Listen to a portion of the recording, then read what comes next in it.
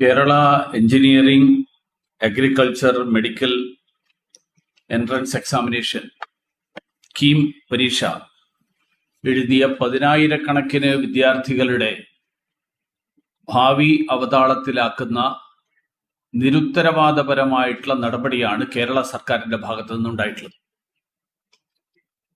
സർക്കാർ ഇന്ന് സുപ്രീം കോടതിയിൽ പറഞ്ഞത് ഞങ്ങൾ ഈ കേസിൽ കക്ഷി ചേരുന്നില്ല എന്നാണ്.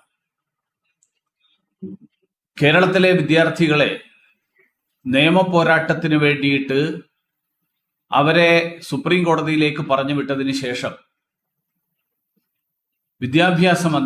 ഉന്നത വിദ്യാഭ്യാസ മന്ത്രിയും മാളത്തിലൊളിക്കുന്ന സമീപനമാണ് ഇന്ന് സ്വീകരിച്ചത്. സുപ്രീം കോടതിയിൽ കക്ഷി ചേരാൻ സർക്കാർ തയ്യാറാകാത്തതിന്റെ കാരണം നമുക്കെല്ലാവർക്കും അറിയാം.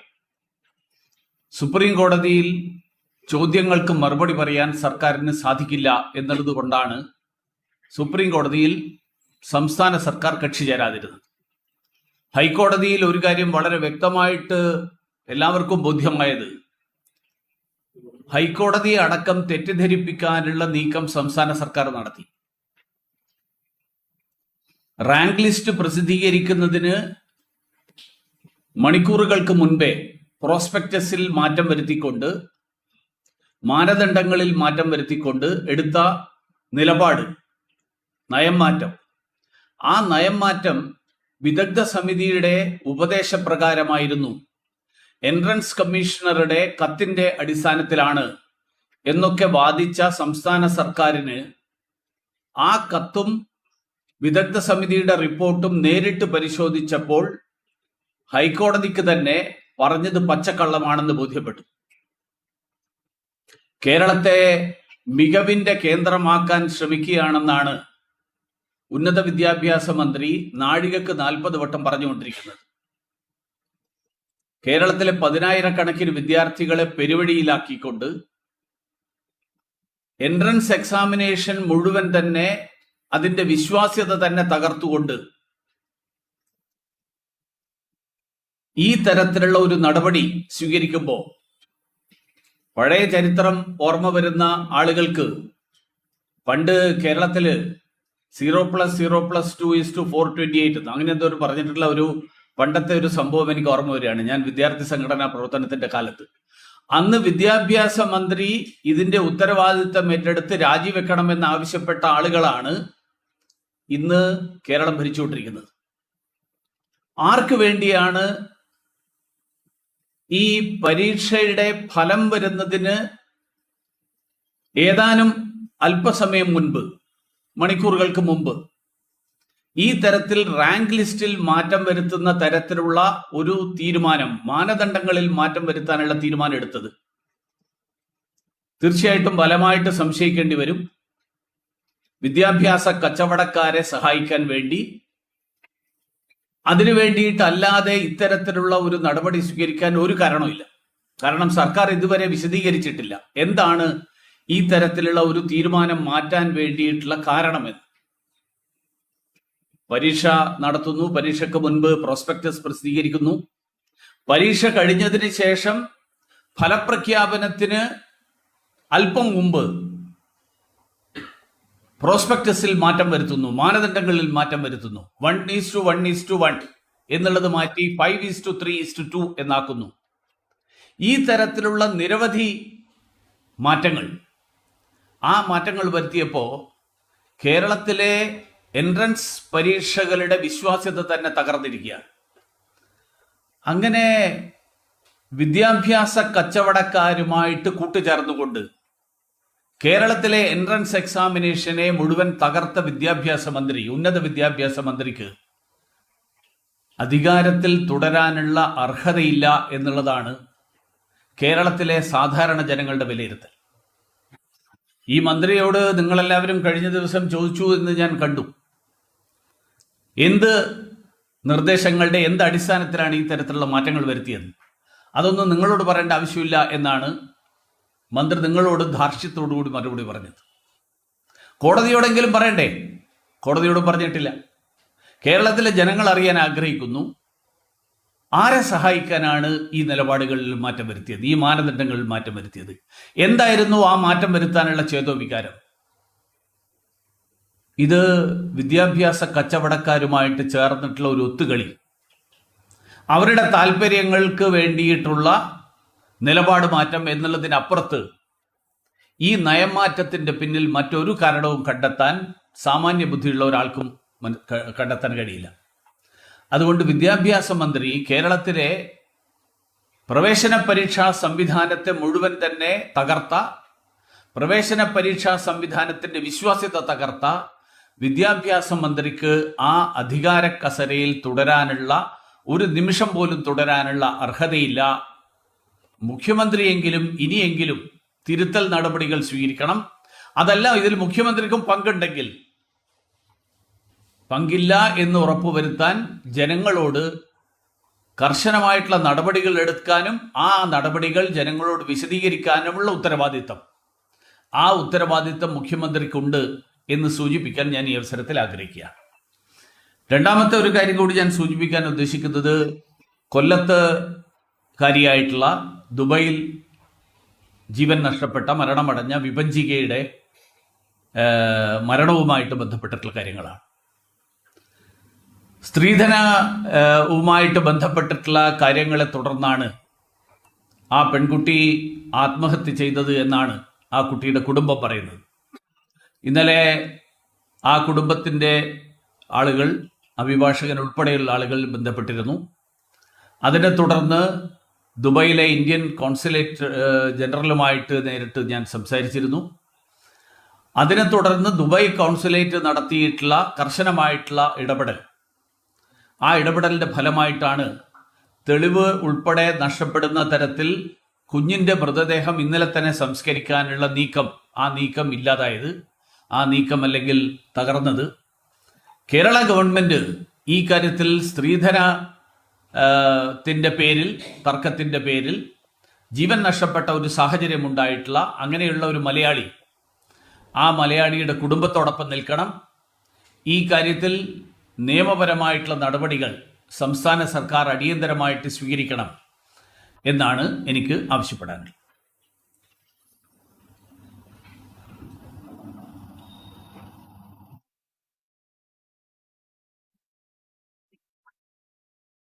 ഈ വിദ്യാഭ്യാസ വാർത്താ പറയുന്നത് 2 ആഴ്ചയ്ക്ക് ശേഷം സംസ്ഥാനത്തിന്റെ വാദം കോടതി വീണ്ടും കേൾക്കുമെന്നുള്ളതാണ്. ഈ കേസ് 4 ആഴ്ചത്തേക്ക് മാറ്റിവെച്ചിരിക്കുകയാണ്. അല്ല, ഞാൻ കേരളത്തിലെ ജനങ്ങളെ എങ്ങനെ തെറ്റിദ്ധരിപ്പിക്കാമെന്ന് ഉന്നത വിദ്യാഭ്യാസ മന്ത്രി കരുതുന്നുണ്ടെങ്കിൽ,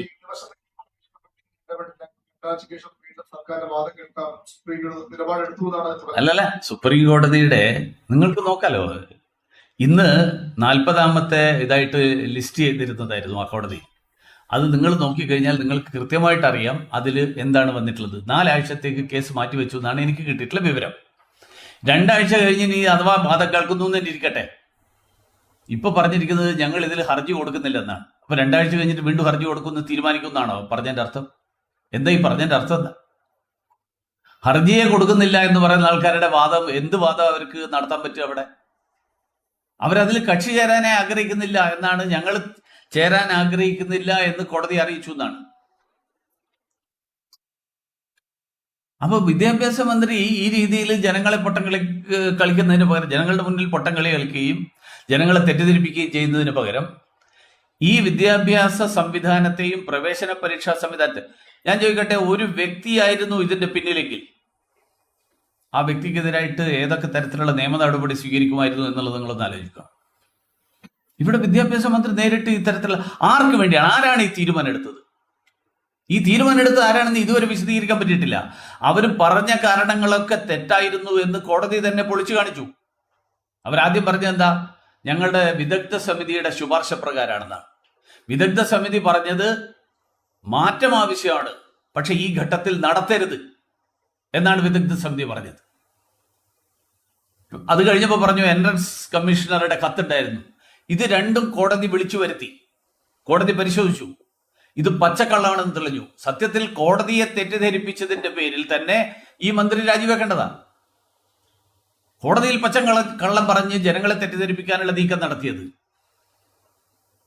കേരള ഹൈക്കോടതിയുടെ മുന്നിൽ തെറ്റിദ്ധരിപ്പിക്കാൻ ശ്രമിക്കുകയും പച്ചക്കള്ളം പറയുകയും ചെയ്തതിന് ശേഷം അത് മുഴുവൻ പുറത്തു വന്നതിന് ശേഷവും ഇപ്പോഴും ഈ കള്ളം പറഞ്ഞ് ഒന്നിന് പുറകെ ഒന്നായിട്ട് കള്ളം പറഞ്ഞുകൊണ്ട് എത്ര കാലം നിലനിൽക്കാൻ പറ്റും?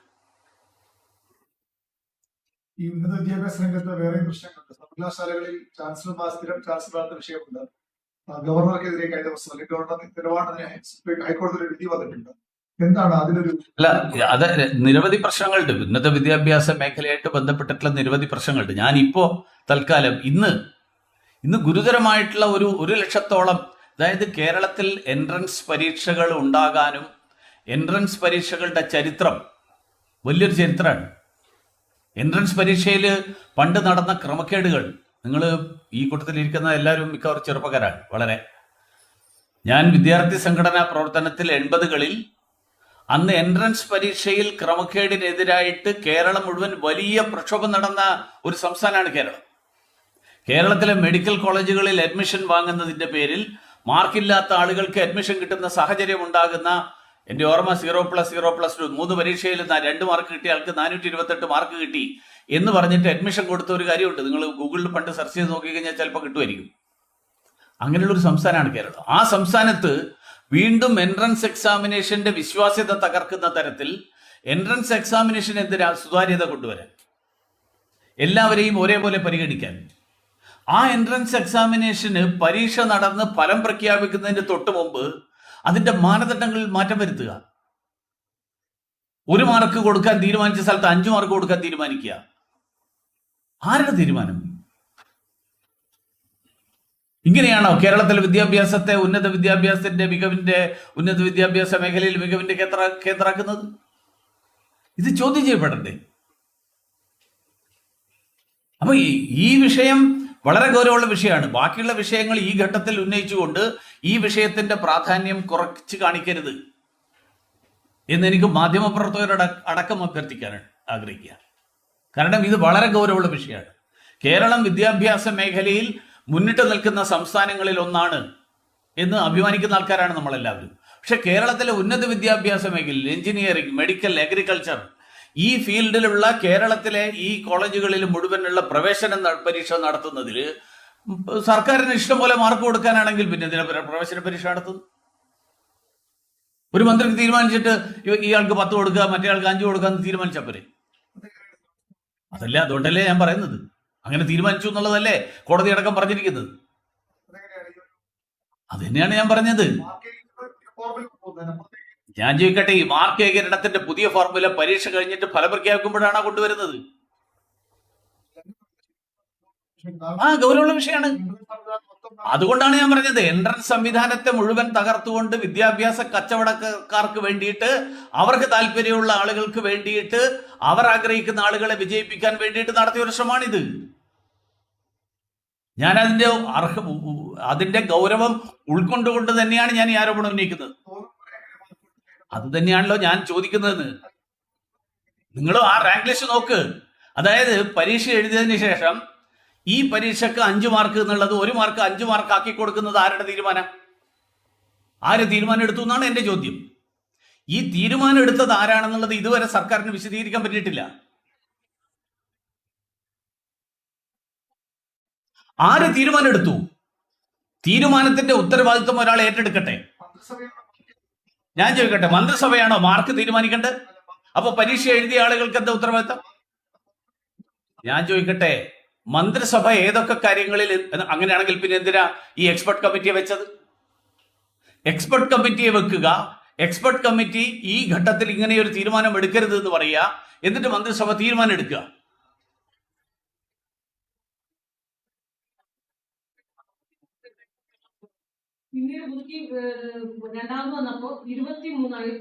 അതെ,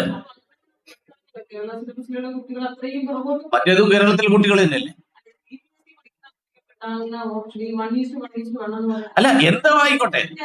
എന്റെ വിഷയം ഇതല്ല. എന്റെ വിഷയം, ഒരു പരീക്ഷ നടത്തിയതിന് ശേഷം പരീക്ഷക്ക് മാർക്ക് കൊടുക്കുന്നത്, ചോദ്യ പേപ്പറിൽ ഒരു കാര്യം പറയുക, മാർക്ക് ഇടുന്നത് വേറെ രീതിയിൽ, പ്രസിദ്ധീകരിക്കുന്നത് വേറെ രീതിയിൽ.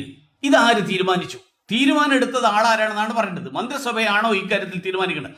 അങ്ങനെയാണെങ്കിൽ നാളെ മുതൽ SLC പരീക്ഷ എഴുതേണ്ട ആവശ്യമില്ല, മന്ത്രിസഭക്ക് തീരുമാനിച്ചാൽ പോരെ?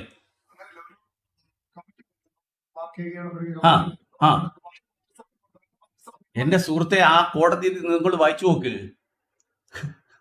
നിങ്ങൾ ഇങ്ങനെയുള്ള ഇതൊന്നും വായിച്ചു നോക്കാതെ ഇങ്ങനെ ചോദ്യം ചോദിക്കരുത്. കോടതി തന്നെ പറഞ്ഞിരിക്കുന്നത് ഏകീകരണ സമിതി ഈ ശുപാർശ കൊടുത്തിരിക്കുന്നത് ഈ ഘട്ടത്തിൽ ഇത് നടപ്പാലാക്കരുത് എന്നാണ്. പിന്നെ അല്ല, ശുപാർശ എന്താ? മാറ്റം വരണം. എങ്ങനെ മാറ്റം വരണം എന്നുള്ളത് പറഞ്ഞിട്ടില്ല. അതാര് തീരുമാനിച്ചു എന്നാണ് എന്റെ ചോദ്യം. CPM-ന് വേണ്ടി ഇങ്ങനെ നിങ്ങൾ AKG സെന്ററിൽ തരുന്ന സാധനം അതേപടി ചോദിക്കരുത്.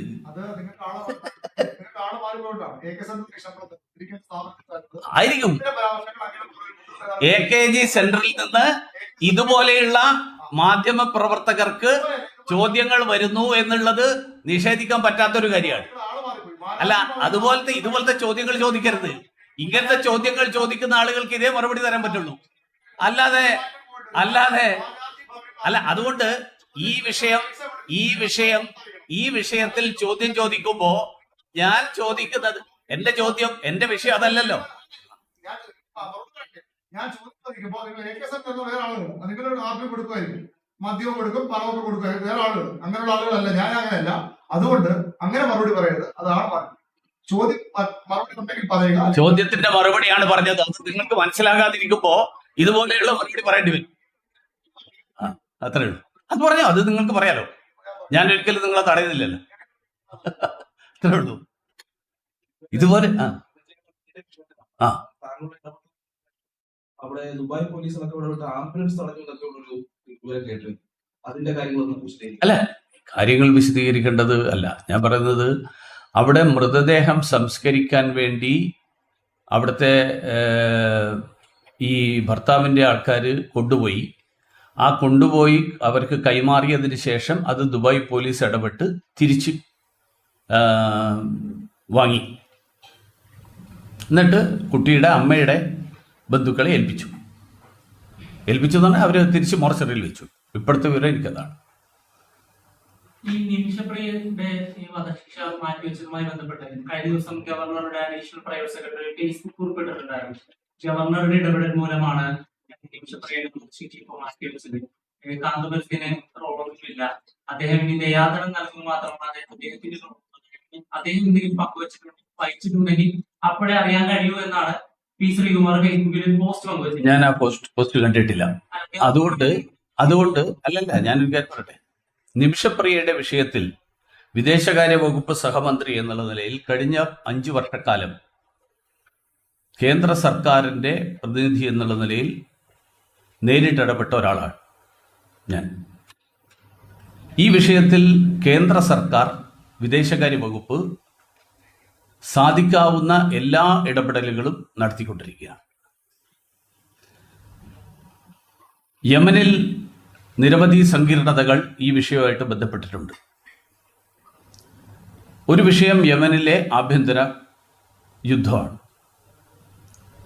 രണ്ടാമത്തെ കാര്യം, ഇതിൽ പ്രതിയായിട്ടുള്ള ഒരു കൂട്ടുപ്രതി യമൻകാരനായിട്ടുള്ള അല്ലെങ്കിൽ യമൻ പൗരനായിട്ടുള്ള ഒരാളുണ്ട്. മൂന്നാമത്തെ കാര്യം, ഈ കുടുംബവുമായിട്ടുള്ള ബ്ലഡ് മണിയെ സംബന്ധിച്ചിട്ടുള്ള ചർച്ചകളാണ്. ഈ കാര്യങ്ങളിലൊക്കെ നിരവധി സങ്കീർണതകൾ ഉള്ളതുകൊണ്ട് വിദേശകാര്യ വകുപ്പ് എല്ലാവിധ ശ്രമങ്ങളും നടത്തിക്കൊണ്ടിരിക്കുന്നു. ഏറ്റവും ഒടുവിൽ അത് വധശിക്ഷ മാറ്റിവെക്കുന്നതിൽ വിദേശകാര്യ വകുപ്പിന്റെ ഇടപെടൽ ഫലപ്രദമായി എന്നാണ് ഇന്നലത്തെ എനിക്ക് കിട്ടിയിട്ടുള്ള വിവരം. പക്ഷെ ഇപ്പോ ഇടപെടലാണ് ഫലം കണ്ടത്. കാരണം നമുക്ക് പ്രാദേശികമായി ലഭിക്കുന്ന വിവരം വെച്ചിട്ടാണ് ഇപ്പോഴും ഇതുവരെ കുടുംബത്തോട് ആർക്കും ബന്ധപ്പെടാൻ കഴിഞ്ഞിട്ടില്ല. പക്ഷെ കാന്തപുരം ഇടപെട്ടപ്പോൾ കുടുംബത്തോട് നേരിട്ട് ബന്ധപ്പെടാൻ കഴിയുകയും പെട്ടെന്നൊരു നടപടി ഒറ്റ ദിവസം നടപടി ഉണ്ടാകുന്ന സ്ഥിതി. ഇത് സംബന്ധിച്ച് ഈ നിങ്ങൾ വായിച്ചതുപോലെ തന്നെ നിരവധി വാർത്തകൾ ഞാനും വായിച്ചിട്ടുണ്ട്. ആ വാർത്തകൾ ആര് പറയുന്നതാണ്, ഈ പറയുന്നതിന്റെ വസ്തുതകളെ കുറിച്ച് ധാരാളം സംശയങ്ങൾ ഉണ്ടാക്കുന്നുണ്ട്.